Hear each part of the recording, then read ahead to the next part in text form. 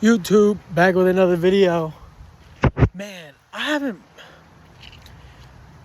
haven't made a video in a while, and you know it's crazy. I had a couple different videos I wanted to make and what I wanted to say, and nothing ever felt right. So I didn't want to force it, and something spurred me to put a video out today that just, I hope resonates with people and doesn't come off as privileged or entitled or like as if I'm perfect or something like that, because that is not the case. It's not. I'm so far from it.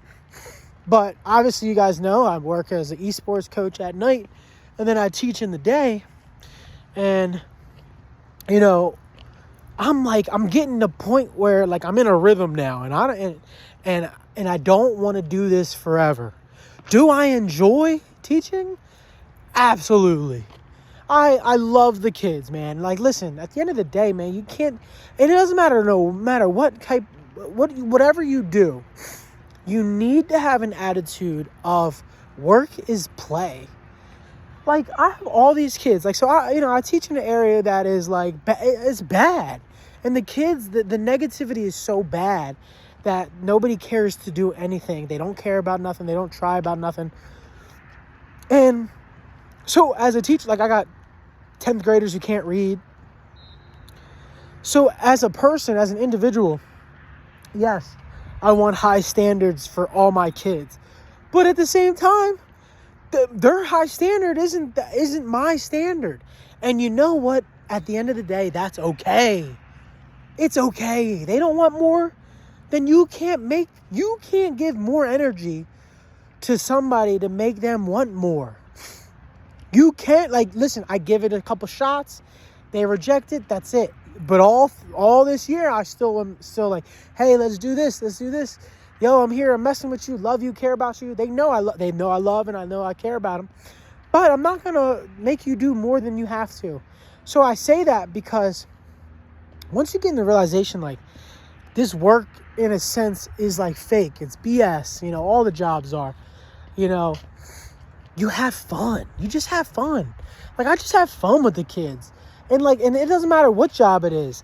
Like you gotta make your job fun. Like for example, I can talk about a person in my life. They're a lawyer, and they don't work all the time, but when they have to work, they have to work. So in that time when you don't have to work super hard, man, have fun.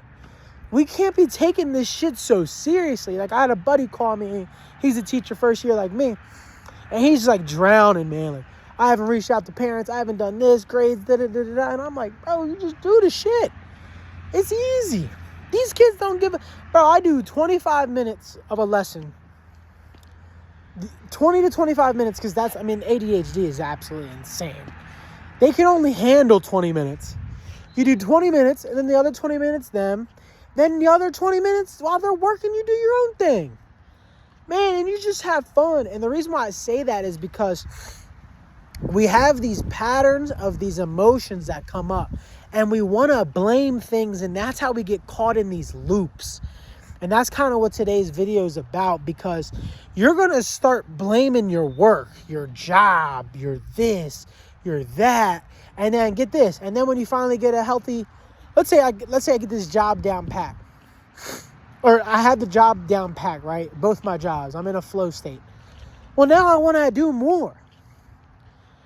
But if you don't are aware of your emotions and get upset and depressed or angry or something, it's going to take you back to a repressed childhood state or emotional state whenever you were at one of your lowest, or whenever you were experiencing some trauma, or let's say in high school or something, something bad happened. Well, guess what? Because your job's fucking you up, it's going to take you back to that state. And then whatever you did during high school, that time to cope, you're going to start doing again, but now you're older. You get what I'm saying? So then you're going to be caught in that loop all the time. So you need to be healthy. I'm not just you got to be a step ahead of your emotions. Always digesting and being present with your emotions.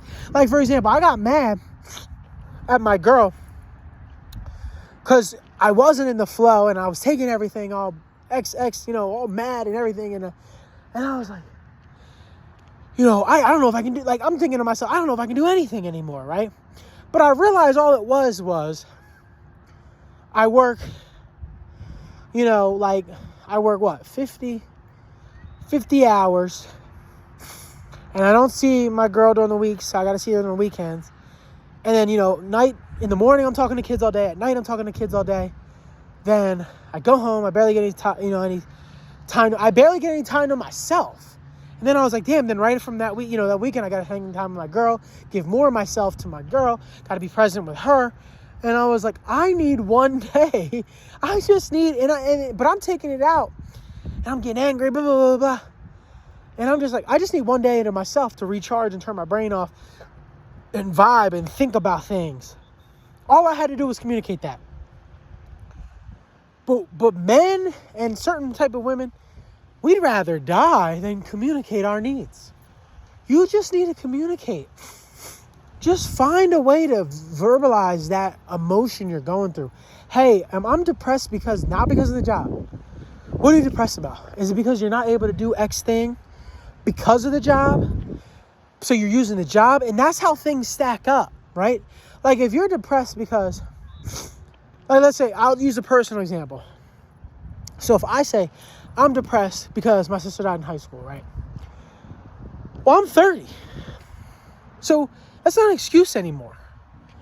But how it can turn into an excuse is if I say I'm depressed because of the job. Then the job is an excuse for why I can't work out. Then the working out is an excuse for why I'm not eating good. Then why I'm not eating good is an excuse because my sister died. You see how the excuses pile up on top of each other? You need to nick them all in the bud. Talk to them straight. Be like, hey, I can't do this right now because I'm going to get there though. I'm going to work on a plan to be able to do those things that I want to do. You need to talk to yourself. You need to set baby steps. And it may not look exactly what you want to look like in the beginning, but it can. Then, like, for example, let's say you want to be able to run X, you don't start running 12 miles in a day. You start with 1 or 2. Then you build up. It's the same thing with all your mental health and your emotions. You got to break them down bit by bit. And don't lie to yourself. Be honest and present with yourself. Because that's how you get caught in these loops, these loops. And then no situation would make it better. Because if at the end of the day you hate yourself. Like, so for example, I can blame these jobs, right? But then let's say I work from home. Let's say I work from home and I'm not working out. And I'm not eating good. Well then, Brandon, what more can I give you? Now you're working from home. You have all the time in the world to work out. Like, you see what I'm saying? You got to find a way to balance these things. Balance is key. And like I said, work should be play. And you should be balancing and juggling and thinking about your emotions at all times. All you got at the end of the day is you, man. I try to tell you guys this all the time. I tell my students all the time. I say, all you got is you. It's your world. I'm just living in it. I care about your mental. I care about your mental. Don't fold. Don't crumble. These egregores next video is going to be all about the egregores. This is going to be part 1. But what happens is repeating patterns is definitely the start. If you don't nick the repeating patterns in the bud, you're going to be trapped in these loops forever. And you'll find out when you're getting in the loops. You're listening to music you used to listen to, right? Old music you used to listen to. Food that you used to comfort you. Activities you used to do to comfort you. Then you start... But you think it's healthy. You're like, oh, I'm tapping in with my inner kid. And that's what a lot of these things say. Tapping in with my inner kid. No. You can tap in with your inner kid when your childhood and everything and all your trauma is gone and your emotions are processed. Not when you need to be present and you got a lot of work to do. So yeah, I say that because my friend was like, how are you wanting to do more? I'm like, man, because this shit easy, bro. I'm not saving the fucking world, man. I'm not saving the world as a teacher. I hate to blame it. The way the world's working, and the way the population of the kids. And then you know what the problem is too? Last little bit of rant, you can cut it off. The kids, they don't respect nobody. They don't respect anybody, but they want to be respected. They don't respect nobody. They don't want to do any work. They just want to stay at the phone. They think the world's a joke. And listen, completely agree. But millennials thought that we were going to change the world, and we didn't.